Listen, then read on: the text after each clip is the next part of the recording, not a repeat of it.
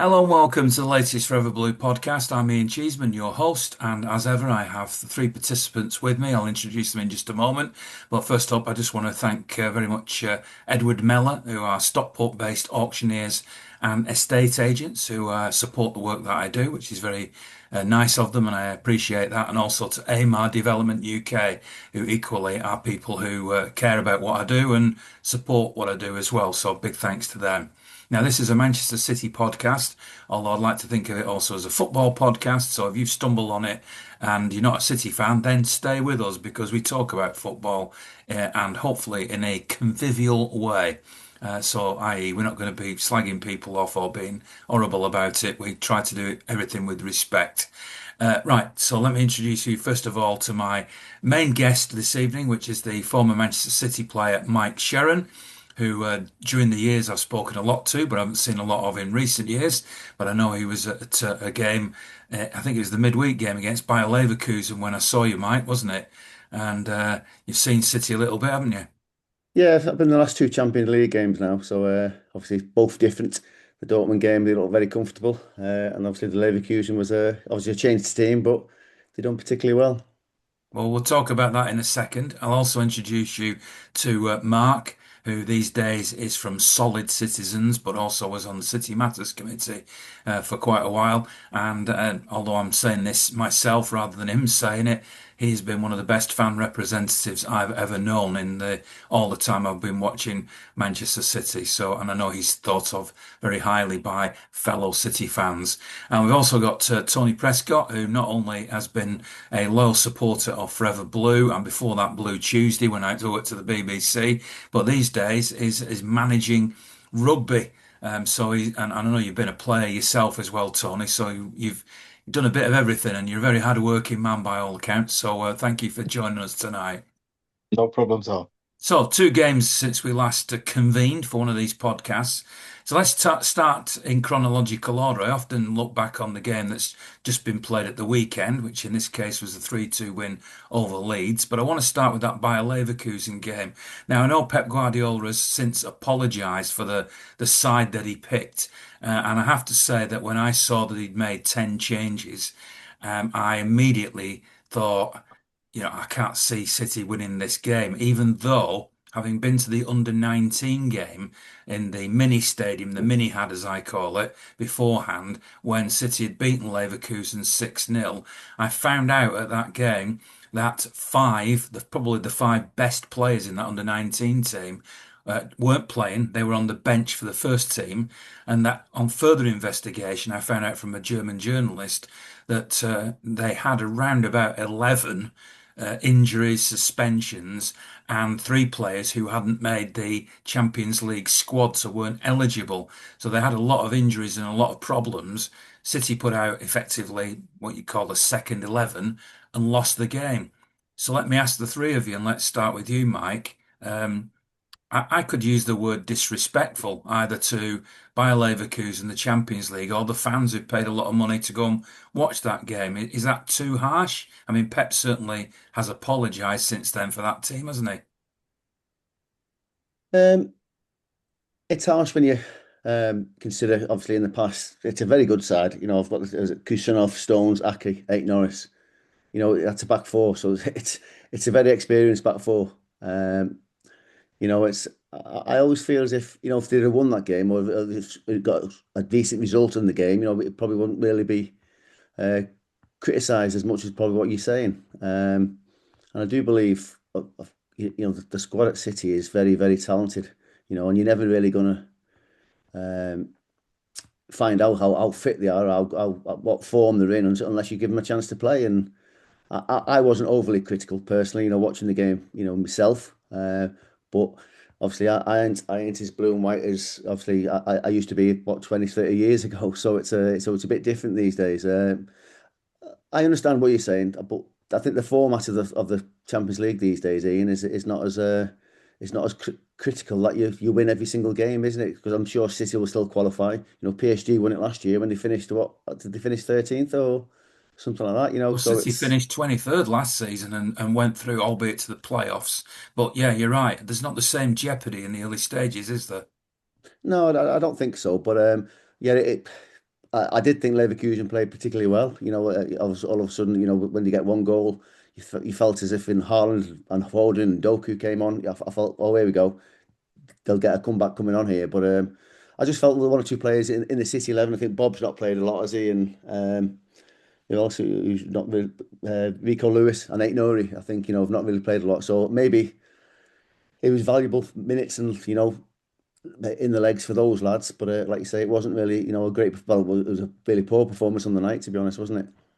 You and I, Mark, are home and away as go to every game, so I suppose we might look at the game slightly differently. But if you were the type of fan that City these days are courting, i.e., the more occasional fan who comes along and thinks, well, this is an opportunity to see some of the big names, I'm sure that when you looked at that team sheet, you would have been a bit disappointed. But do you have any sympathy with that viewpoint, or do you think Pep did the right thing by resting key players? No, even Pep thinks he did the wrong thing by resting so many key players. What I don't understand is in the past, Pep's been very good at rotating. So players who are playing well, he gives them a rest, but he doesn't change the whole team. So if he'd have changed three or four from Newcastle and then changed another three or four for Leeds, it would have been nearly a full team getting a rest at some point. So I was astonished he didn't do what he normally does, which is do some rotation within it. And the biggest cheer of the night was when Haaland warmed up because all the kids in got a schoolboy corner down in like the in the North Stand were going crazy. So we had a lot of people there. You're right, who are occasional fans, and I think they would have been disappointed with the team he picked. But for me as a fan, I'm not too worried about that. I just thought he threw away an opportunity to virtually qualify for the next round. And I actually think we've done a really bad job in the last season of this in understanding what you need to do in this new format. Mike's right. The new format is strange. You don't know where you stand. You can't work out what you need. Whereas people know in the old format, you knew 10 points would probably do it type thing. And I think we're still getting used to knowing what we need. Last season, we started with a draw at home to Inter Milan, and it felt like a good result. And it ended up not really being because we needed the points. We were well off it. And now it looks like we're going to need 2 wins from 3 games, and one of the games is away at Real Madrid. So the pressure on them, I'd love us to get some at Real Madrid. We're definitely capable, but the pressure on those other 2 games is now enormous to be in the top 8. And then you're going to all this resting players stuff. If we don't qualify in the top 8, we've got 2 really important games to qualify for it. So you're not going to save anyone's legs with 2 extra matches. So for me, I think Pep got it 100% wrong, just in terms of rotation and resting players. And the players who played are good enough to play for City, but not on their own. They should be 2 or 3 of them should have been in the side with the big beasts, so they could have performed. And there was a lot of players lacking confidence. It was almost like putting our lack of confidence team out. So as soon as they scored, everyone's heads went down. First 20 minutes thought we were pretty good. But when they got the goal on the break, everyone's heads went down. And then from then on, we just didn't look like we were going to get anything. I don't know how you look at this, Tony, but you're going to tell us now because obviously the way it works is the top 8 go straight through to the last 16. The other 16 go into this qualifying round. And what happened last season, of course, for those who don't know, is that City finished 23rd. And then because of their position and the way that the draw worked, they played Real Madrid. Now, you could argue that that was unlucky because I think if they'd finished 24th or 22nd, they probably would have fielded, competed against a weaker team. So it might not have been as disastrous as it ended up being in that qualifying round. How important do you feel as a fan that City finish in that top 8? Does that matter that much to you? I think it does because that's ultimately what your aim is. And while you can, you should take that opportunity. And obviously, the previous games that we've had there, we've looked fairly comfortable. The side has not really been changed too much. And then obviously in the Leverkusen game, and again, we've got to remember that Leverkusen's only within the last 2-3 years they were league champions.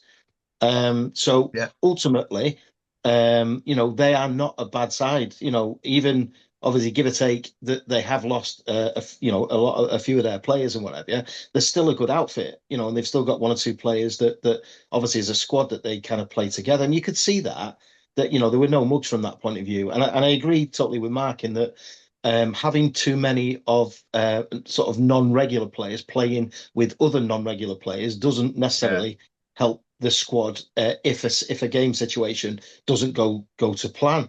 And then ultimately, you've taken some of your better players and put them on the bench. I'm always an advocate, and every manager seems to do this, is that you play your best 11, you get to what you need to get to, you then take them off, as opposed to players having to come on and chase the game, which obviously they've been sat around for 30, 40 minutes, maybe 50 minutes, maybe the occasional warm-up, but then they've got more chance of picking up injuries when they're actually going out there chasing in a game situation like that. So I don't really understand why that happens. But I think, again, going forward, we might just be in a position where we do probably do better than we did last season. But as Mark alluded to, it does put pressure on, and some of these players are probably going to have to play a little bit longer, and therefore it kind of defeats the objective of what the aim was against Leverkusen. So yeah, that's kind of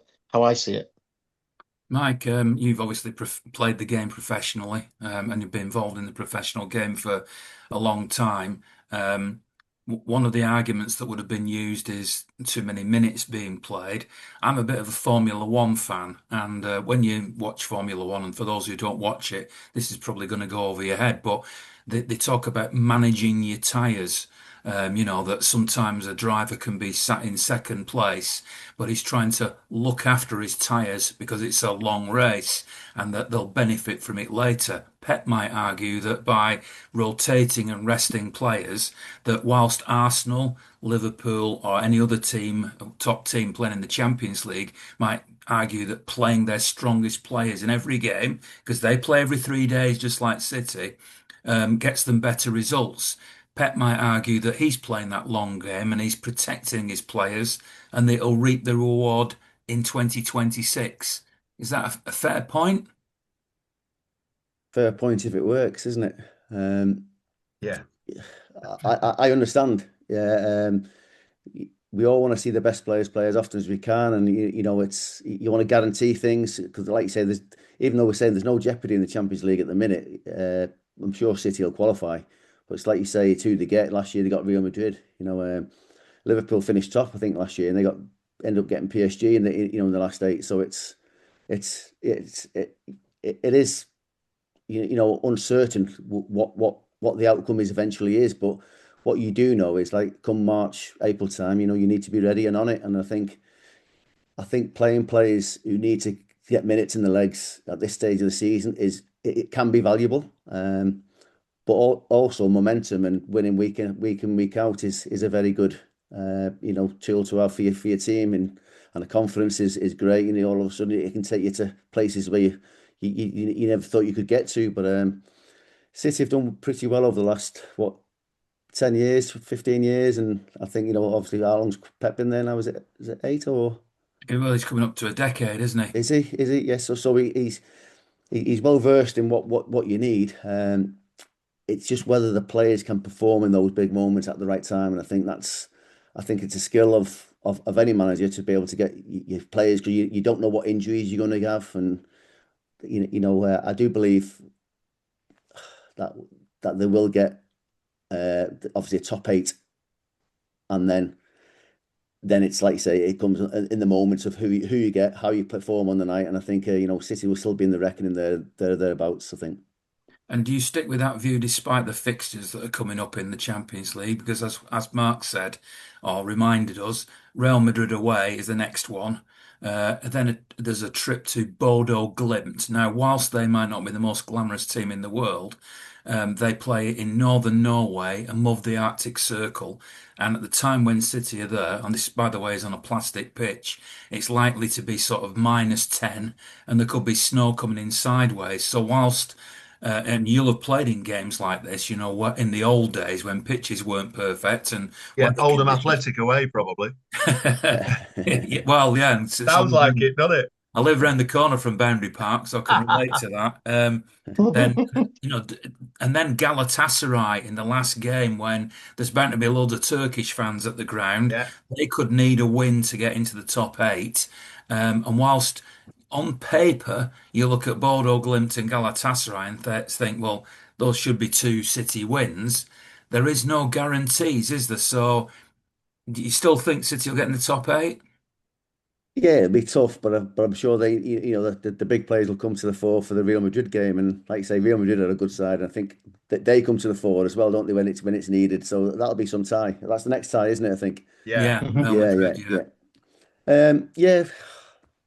I do, to be honest, Ian. I do because I think, like say, Haaland and like Foden's hitting form now, isn't he? And Doku's obviously played really well recently. I do think they'll still get there, but I do think they'll get 2 wins out of the next 3. I do.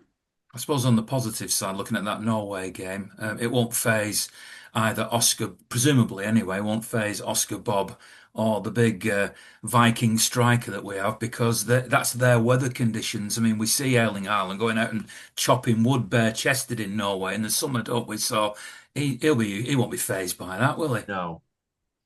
No, No. I'll be surprised if they don't, Ian. I think, like I say, 2 games out of 3. I do believe, though, you should be winning your home games, and I think probably the performance surprised Pep a little bit, but probably agree with Mark when he said there was probably too many changes. Well, and everyone agrees with it. There probably is too many changes. All of a sudden, to ask them to perform in one game, like you say, at Champions League level, is really difficult. Let's move on to Especially the when he Wigan played game Leeds. When he then. played Leeds at the weekend, yeah, that was the thing. Yeah, let me ask Mark. Obviously, you'd have been up at Newcastle like I was, and you Yeah. saw the defeat, and we went through that fairly forensically last week. Was it a penalty? Was it offside? And all that detail. But the bottom line is that City lost that game yesterday against Leeds. We're recording this on Sunday evening. City got a very late Phil Foden winner to get home 3-2 when it looked like it was going to be a comfortable victory when they were 2-0 up at one stage. How do you assess City? I mean, that was obviously the same team. So let's dismiss the Bayer Leverkusen game just for a moment and say, well, that was the wrong team. But let's compare like for like. Newcastle, Leeds. Was that Leeds performance a lot better than it was at Newcastle? Well, no, I think we played better at Newcastle over the 90 minutes because we competed with Newcastle on their patch and could have got something out of the game, probably deserved a draw. And I don't particularly like picking through incidents, if you know what I mean. Just looking at the whole game, we played pretty well that day. You can tell we're a work in progress. You can tell we're a good side for me that's a work in progress that I think will get better. That's why it's so important that we get into the later rounds of the Champions League. Because I think by February, March, if we were to get there, like Mike's been saying, capable of it, we'll get better and better and better for me. So the game against Newcastle, we played well and didn't get anything. And then the game against Leeds, we played great in the first half and then just almost fell to pieces a little bit in the second half. And that we didn't let well, I think they made some changes. The strange thing for me was they went from Leeds United relegation fodder to Real Madrid over half time. They played great. And you've got to take that off to them to a degree. So I think the manager got him in at half time, went, listen, this game's drifting. It could have been 4-0 at half time, loads of deflections flying past the post. And I think he went, look, we can either just hang on and lose 2-0, or we can have a bit of a go here. So he put an extra forward on, didn't he? Because he put Calvert-Lewin on. But he kept the other guy, Nemetcha, used to play for us. He kept him. And obviously, they took somebody out of somewhere. I can work it out, probably midfield. And they were just like knocking the ball, not long, but like in the channels. And Calvert-Lewin's good at that. And we just couldn't cope. And I think they got the momentum going. Didn't help that Núñez decided to do Núñez things and give the ball away. So we made a mistake at the back. They capitalized and it just changed completely the dynamic of the game. So we're good normally when we're on it. We control matches. So even if we're 2-0 up and somebody scores, the game kind of dies a little bit while we get back control. And then we play our game. And we're not good enough at the moment to do that. We're not that great. We can't do it that, we've been so good at that for so many years. We have to accept the team isn't there yet, But if Rodri came back, things would change dramatically, probably. Fit Rodri. So for me, we had no control in that second half. And to give Leeds credit, they played great after the break. and they went for it, and they were pressing us higher, weren't they? So when we had the ball at the back, they pressed, and like I say, we gave the ball away. So yeah, the magic by Foden at the end to win us the points makes it a good week that could have been a really disastrous week, couldn't it? If you look at what the results would have been like. So I'm thrilled that we pulled it out the bag, and we got a build from here. But we're like that all season. You know, we're up and down a little bit. We're not consistent enough yet. You've mentioned Rodri then. You're not the only one to mention Rodri. Does that mean that Nico Gonzalez is just not good enough because he's playing in that position? Some might argue that's not his position, but as I understood it when we signed him, that was his position. But people have told me since he's a box to boxer. But some great players can do the job of two footballers, can't they? I mean, I don't like to talk about United. Keane was like that. He could do the job of two footballers. So suddenly you've got an extra man somewhere. Rodri's so good in that position. He doesn't need Bernardo to come and help him play. So at the moment, I think he's doing a great job for us, to be fair, Nico, playing in midfield. But he isn't Rodri, and nor should he worry about that. He plays his game. But if you notice, people come and get the ball with him. So there's two players operating deep. Usually it's Bernardo, I think, comes and plays next to him and starts the play. So if we get Rodri back, he can be a bit further forward, which is probably more his game. And I just think Rodri fit can do the job of two men. So it changes the dynamic and the way he plays and his presence and stuff. So if we get Rodri fit, the game changes. The matches change. We have much more control. And we lost control yesterday against Leeds, which was disappointing, but we managed to get the goal. So happy days. Tony, whilst I agree with what Mark's saying, one other thing that struck me is that when the opposition, whoever that might be, whether it be Newcastle, Leverkusen, or Leeds yesterday, start to believe a little bit more, start to be more aggressive, and it feels Yeah. as if referees are allowing a little bit more physicality in all games, not just City games, because I know a lot of City fans walk away at the moment saying, oh, that referee had a nightmare because he didn't book anybody, he didn't give free kicks. But if you stop watching City, which I'm sure Mike can see, and I'll ask you, Mike, in a moment this same question. But if you can see it in a different perspective. So, for example, I watched Crystal Palace play United, then this afternoon, and then I watched Liverpool's game against West Ham, and then half of Arsenal against Chelsea because I was watching the F1 as well. And in all of those games, there were lots of challenges that it feels like 12 months ago, maybe 2 years ago, but certainly 12 months ago, would have been fouls, would have been yellow cards, whatever. And I don't know whether it's a directive, but referees seem to be allowing a bit more physicality. And to me, City is suffering a little bit from that because we like to play lovely, pretty football. And when the other team are right up your backside, booting you a little bit, it unsettles them. Do you see that, Tony? I can. I just going back to the Leeds situation. I think their change, as we said before, Calvert-Lewin came on through the middle. We play a very high line anyway, and I think they opted, I say with Nmecha, they opted to basically play a little bit direct, but not in terms of a long ball, but more direct. And I think that obviously, as we said before, Nunes makes that mistake, and they get something from that, and it kind of builds that momentum ultimately from that. But yeah, I think that what teams are doing at the moment, or certainly Leeds did, is they just put that little bit more pressure on, and we weren't able to cope. I think we are used to kind of having that protection from the referee, as you mentioned then, Ian, and we're able to move and spray the ball around. But once we get somebody that's tight and that's prepared to put a foot in, I think we sometimes do look, ref, what's this? What's happening with that? But that's just the way that it is, and I think there maybe has been some sort of directive over the last. I mean, obviously watching the Arsenal and Chelsea game this afternoon, that was more like a derby, as it was. Not everything, but it was probably pretty much more like a derby, and it was quite a tight game, and there was tackles flying in, and they were allowed to carry on, and you could see the players who are not used to having that kind of physicality put on them does make a bit of difference.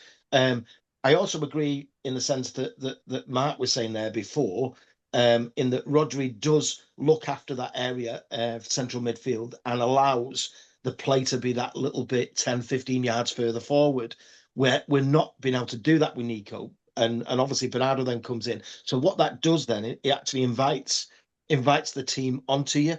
And I think given anything, because we're not playing at optimum level at this moment in time, I think that mistakes are going to happen, and therefore something usually happens in a game situation like that. So yes and no, Ian, but I think that that's probably down to the personnel and how we play and how we're having to cover for probably a kind of a Rodri situation.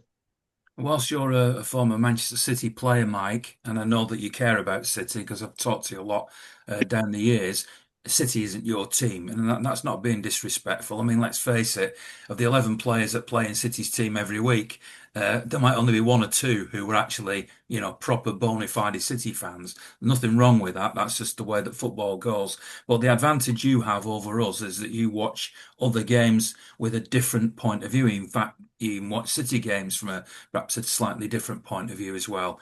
Are City suffering from an increase in the allowance of physicality in games, or am I just making that up?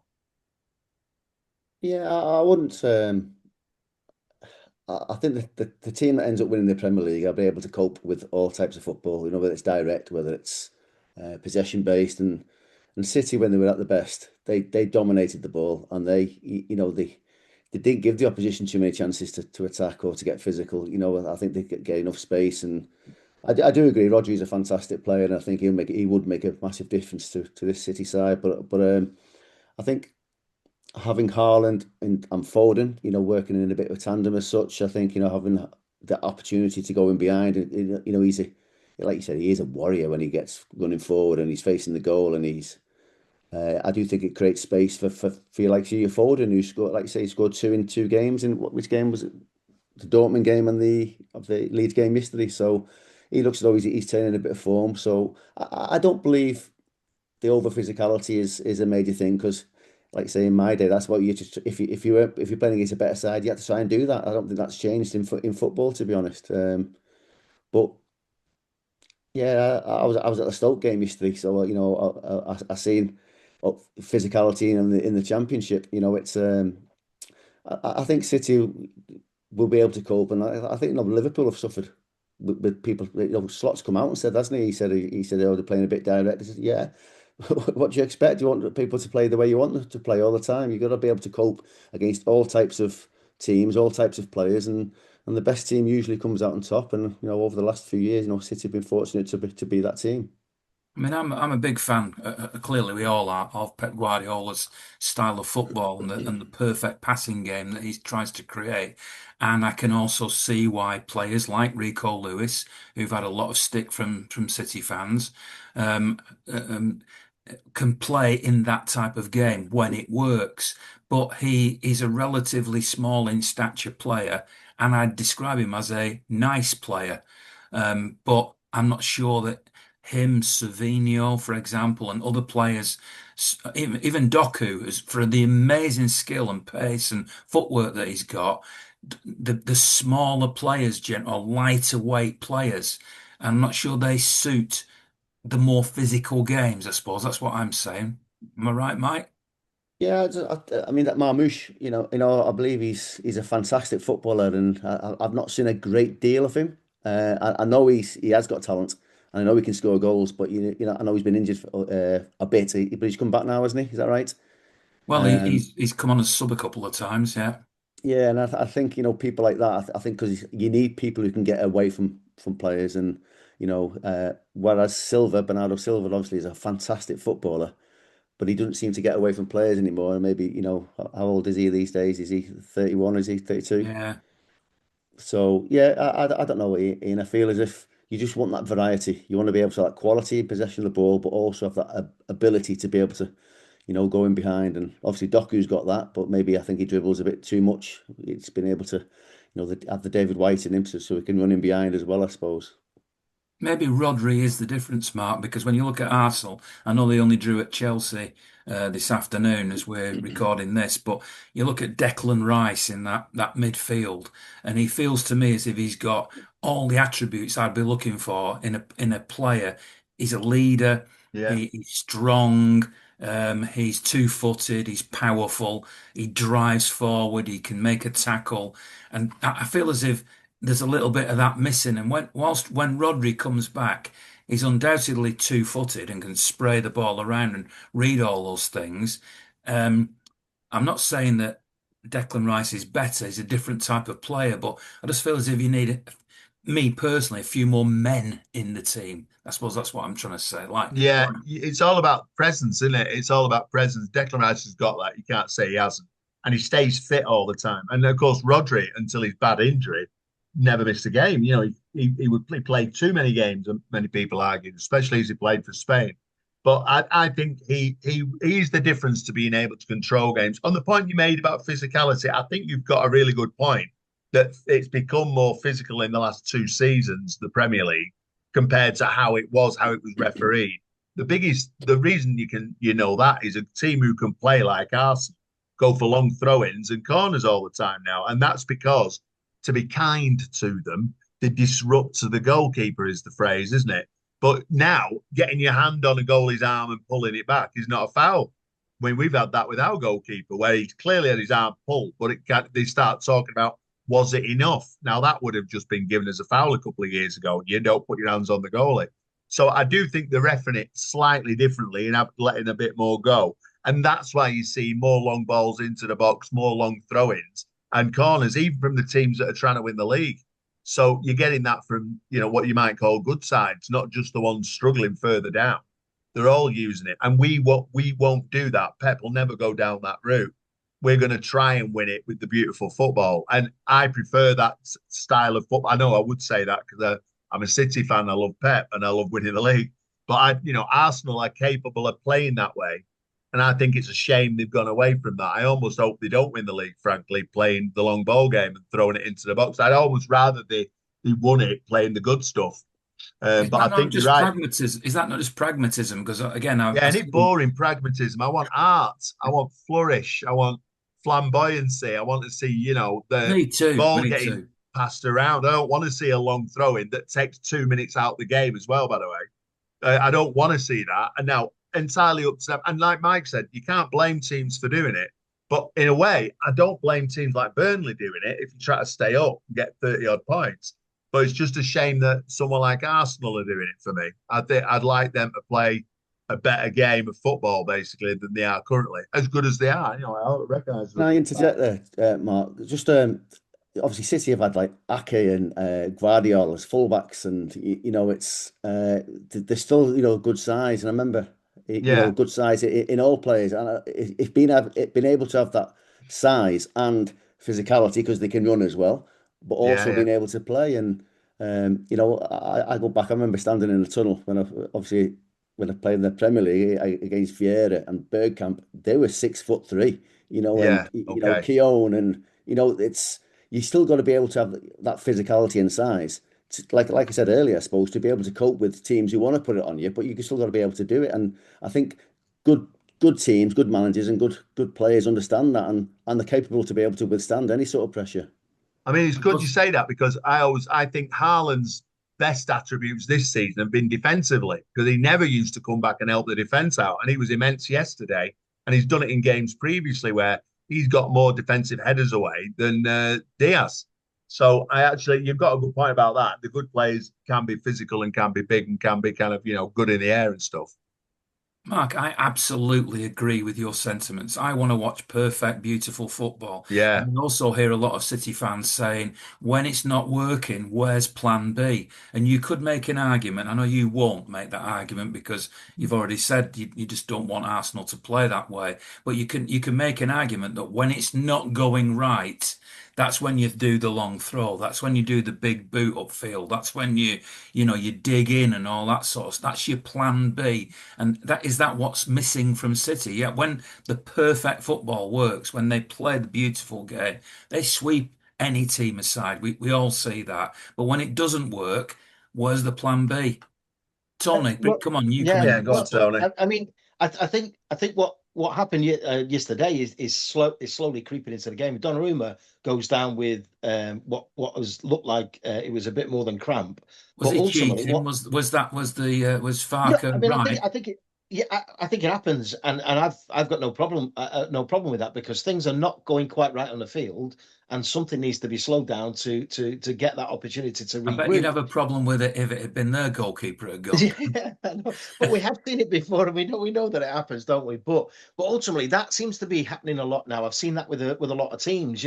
People will go down, will get a little bit of a team huddle. They go for a water or whatever it is. There's a few little words, a few little changes, and that's kind of changed. But going back to obviously what we were saying about City's possession based, and I think we noticed it against Bournemouth a few weeks ago. We started filling the midfield basically with fullbacks and midfield in order to create that overload. And 9 times out of 10, the runner was us Haaland, and the amount of one-on-ones he was getting. And I think we've changed our play a little bit now, and we're actually playing to his strength. So although it's not direct in the sense that we are leaving him with one-on-ones. And yesterday, that never really happened. We never got him going yesterday. And I don't know whether that was us playing within ourselves or I don't know what it was, but that didn't seem to happen as much. And we played slightly different. So I do think we have that ability to adapt. And I think obviously the players go out there with a plan there. And ultimately that is either, like you say, we're going to get the balls to Haaland, or we're just basically going to play and tire the opposition out and then look for spaces with the likes of Doku, etc. I'd also go against the physicality side of things because I've seen Doku close up, and that man is really physically strong. And I would even say to the point that although diminutive Rico Lewis is, he is actually built up as well. So I do think you have to have a certain amount of physicality yourself to be able to stand up to the rigors of Premiership football. And I think that isn't a major issue. I think it's that wanting to not play that sort of style and having to be in that situation. There was a couple of incidents yesterday where last-ditch tackles were having to be made and mistakes in the sense of making the wrong decision. And obviously to that penalty yesterday, where Guardiola decides to either not let the ball go out as it was, but decided to make an early tackle when he didn't really need to. So a lot of that comes down to decision making. And there was a couple of decision making along with Nunes and along with Guardiola yesterday that then puts that, well, we wouldn't have made that decision. It was a bit of a rash judgment. We have to get it in perspective. Am I right? We're second in the league after the results today. So let's not. I'm not going to cry into me No. Sauvignon Blanc tonight. We are second in the league, playing all right, not too far off the top, doing okay. So it's not a disaster. It's just that we're so used to being able. The 2 players that we've not been able to replicate rather than replace, because Rodri's still here. Without Rodri for over a year now, we've not been able to play the same style of football and look secure. And Kyle Walker falling off a cliff last season in terms of his pace and his form. He was so brilliant with his pace and physicality that if we did get a break on us, he'd do the diagonal run to centre half, and then they'd have to turn back and play a pass back. He was just amazing at doing that. Yeah. And he was probably amazing at doing that for 4 or 5 years. It went on for a long time. So we need to replace him, and Nunes is clearly not the answer for that type of thing. As good as he's trying, I respect him for trying to play that right fullback, but he can't do it for me. We need somebody like that to replace Walker, and we need to get Rodri fit. And the balance of the team will completely change because we'll feel secure we'll stop the breaks. Yeah, I still don't think we've got. I still don't think we've quite got that central defensive partnership quite right. We keep interchanging, don't we? Sometimes Stones plays in there. Sometimes Diaz. Now Diaz seems to have stayed in there a little bit longer now, and he's actually starting to look like he was. But pace is a big issue, I think. Ultimately at the back, definitely, I would agree with that. Well, before we look ahead to what's to come this week, I just want to talk to you, Mike, a little bit for the sake of those who weren't lucky enough to watch every minute of every game that you played for City, as I did, and I've no doubt Mark did as well. I did. Inside the stadium. Just remind us of your time at City and what were the key moments, the highlights, the key memories, if you like, of your time as a City player. Yeah, great times. Obviously, young lad just wanted to try and make a career in the game, and getting the opportunity. And I lived in digs in Stockport, Heaton Chapel, for 2 years. I lived alongside Neil Lennon and Michael Hughes. So I ended up leaving it with an Irish accent after those 2 years. That's a night out right there. Yeah, definitely. I could tell you a few, but after that, obviously, I went on loan to Bury, and that was a great time. And yeah, I ended up winning the playoffs against Bolton. But getting to the City team and coming on and making my debut, came on a sub for Peter Reid at Everton, and we got beat 1-0 when Peter Beardsley scored. Michael Hughes actually missed a penalty that night late on in the game, and then my first game was Notts County away, and we won 3-1.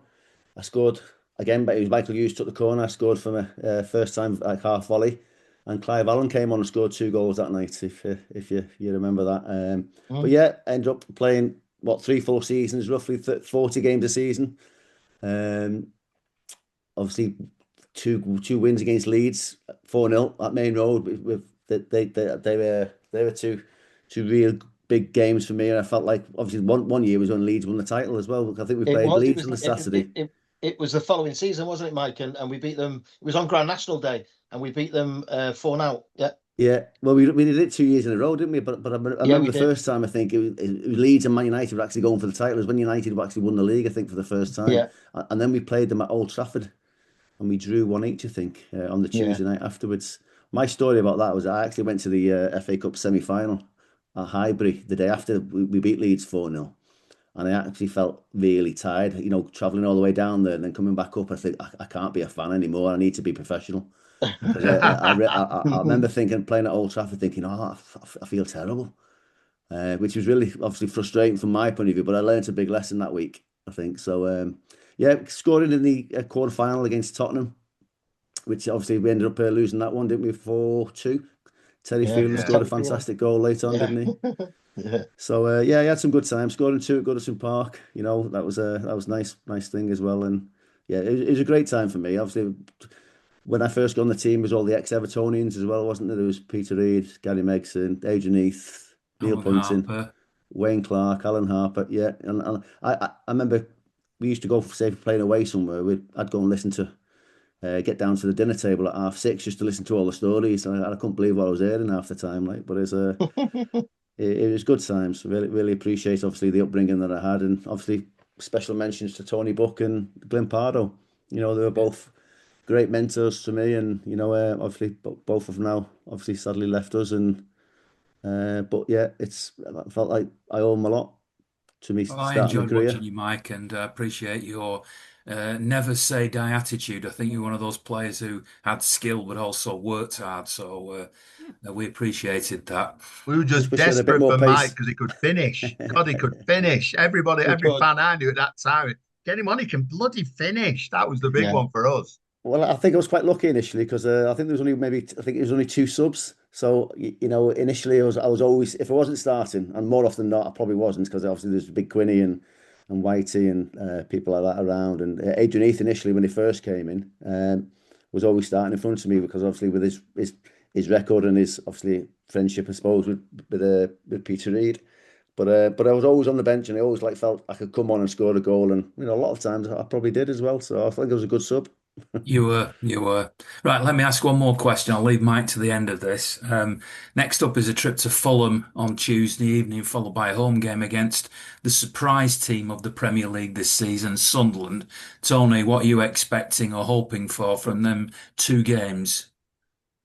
Well, I mean, obviously, I'm going to say that I hope that we get a win. Generally, down at Fulham, we've usually done quite well of recent. And I know, obviously, Fulham at the moment seem to be up there at the moment and playing really well, and he's got his team organised. But I think the good thing about Fulham for us is that they play football.